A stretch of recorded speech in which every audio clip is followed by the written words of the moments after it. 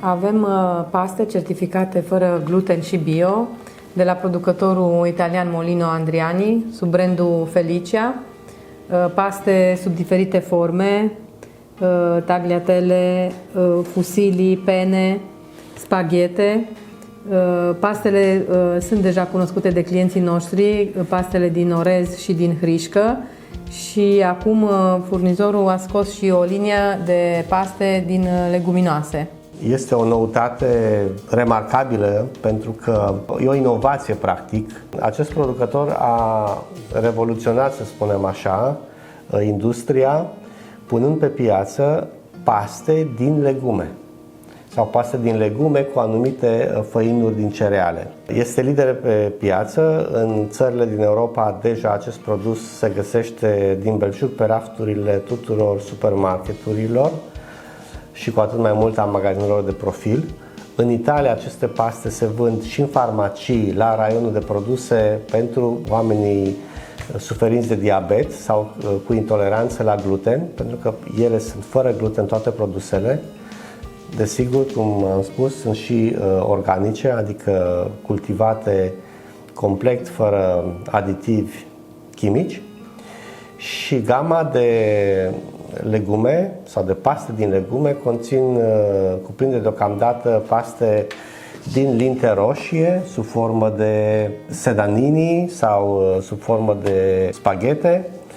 După aceea avem paste în diferite forme din făină de năut. Avem de asemenea paste din făină de quinoa în amestec cu făină de conopidă.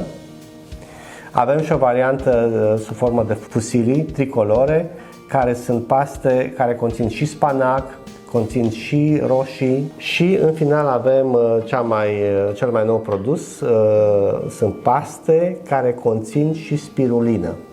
Molino Andriani este cel mai mare producător de spirulină, deci spirulina este o algă cultivată în condiții organice în Europa.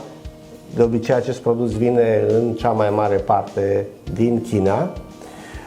Lângă fabrica de paste au dezvoltat o cultură, o crescătorie de spirulină organică și această algă o folosesc de asemenea în unele din sortimentele de paste.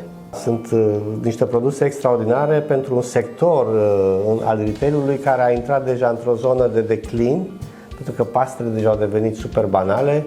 E o competiție pe preț de a le face foarte accesibile, e făină de grâu comun, în diferite forme. Este categoric o inovație, o revoluție a sectorului de paste. Toate ingredientele din care ele sunt făcute sunt specifice zonei mediteraniene, deci corespund unei diete mediteraneene despre care se știe unanim că reprezintă cea mai sănătoasă varietate de mâncare. Sunt fără alergeni, niciunul dintre ele nu conține alergeni, nu conține niciun aditiv și niciun conservant. Gustul trebuie să-l încerci. Pe fiecare scrie însă numărul de minute. De exemplu, trebuie fiert 6 minute, acolo 7 minute, avem cu 8 minute. Asta cel mai mult 15 minute. 250 de grame este cantitatea pentru două porții bune, generoase. Pot mânca liniștit și 3, chiar 4 persoane, dacă mai adaugi altceva lângă ele. Și prețul de raft la gama aceasta pornește 16, 17, 18 lei. Adică nu este un capăt de țară. Corect. Având în vedere că mănânci un produs organic, fără gluten și din ingrediente de altă calitate, de altă consistență. Sațietatea este. Sațietatea și aportul de minerale și săruri care le găsești atât în aceste cereale integrale cât și în legume este incomparabil mai bun, mai ridicat decât a unei făini albe din care obții pastele ieftine.